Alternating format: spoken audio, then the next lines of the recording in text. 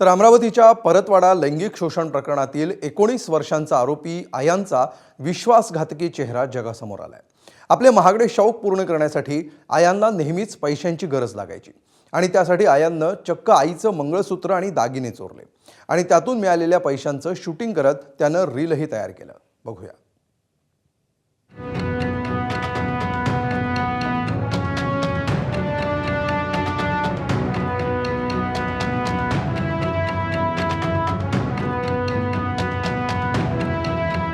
Reels viral करून स्वतःला hero समजणारा अमरावतीच्या परतवाड्याचा आयान तरुणींच्या लैंगिक शोषण प्रकरणी तुरुंगाची हवा खातोय।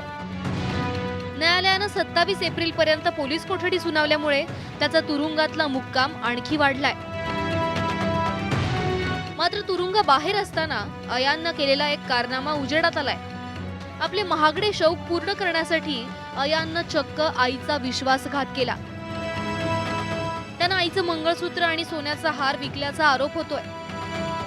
तरुणीवर भुरळ पाडण्यासाठी आयांना पैसे उधळण्याची सवय लागली होती। महागड्या हॉटेलमध्ये खाणं पिणं, महागडे मोबाईल फोन वापरणं, मुलींना फिरायला घेऊन जाणं, अशा गोष्टींसाठी त्याला सतत पैशांची गरज लागायची आणि यातूनच तो कर्जबाजारी झाला आणि हे कर्ज फेडण्यासाठी आयांना स्वतःच्याच घरात डल्ला मारला।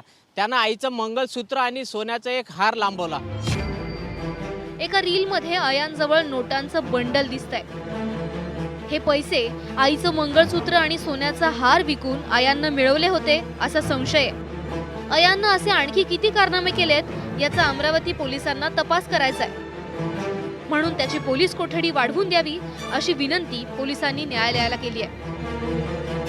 आज पुलिस ने जो है 27 तारीख तक के पीसीआर मांगा था।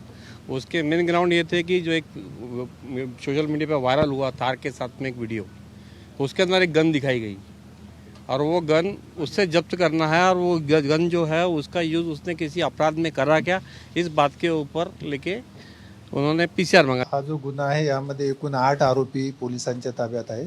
त्यापैकी 4 आरोपींचा पीसीआर आज संपणार होता।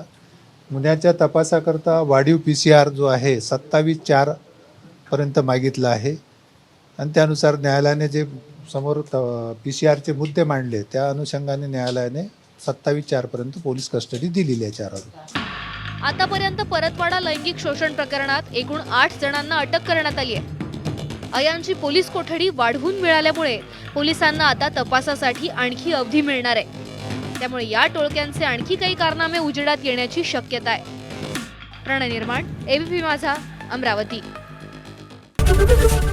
एबीपी माझा, उघडा डोळे बघा नीट।